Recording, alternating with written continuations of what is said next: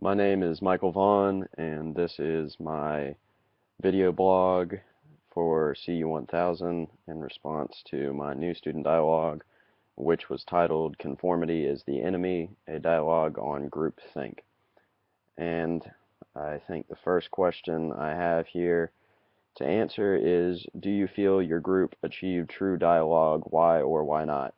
And I think that my group did achieve true dialogue in there was never really any awkward silences. There was somebody was commenting on one of the videos we had watched or their own opinion on a certain topic throughout the whole thing. So I thought from that perspective it was pretty good. It wasn't as bad as I anticipated going into it, thinking that it was just going to be a bunch of awkward silence.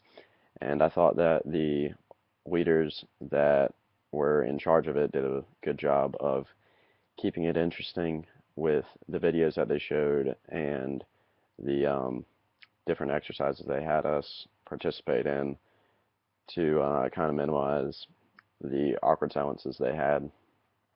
And let's see, were there active voices in our dialogue? There were for sure a few people that kind of took charge of the conversation and made sure that their opinion was heard for sure. And those people kind of drove conversation, and it was nice having them because there were definitely more people that were more reserved, including myself, um, not really wanting to participate in the conversation as much as others. So having those people in the group was definitely essential to making it a successful dialogue. Um, the role that I played in my group, um, I contributed to conversation a few times, but I was more in the middle between the people, between the active voices and the reserved people that maybe spoke once or twice. And that led back to the job that the leaders did of contributing to it not being awkward silence throughout the entire time. That each person in the group had to talk at least once in discussing um, with at least the person next to you your your personal information and what you spend your time doing, and then we would go back to the group as a whole and discuss what we learned about the people next to us, and that was pretty interesting in being able to learn um, about other people's culture and their upbringing and what they um, found important in their lives. Um, in terms of the topic of the dialogue in general with groupthink, I thought it was a pretty interesting topic and something that for sure is important and something that we should all think about.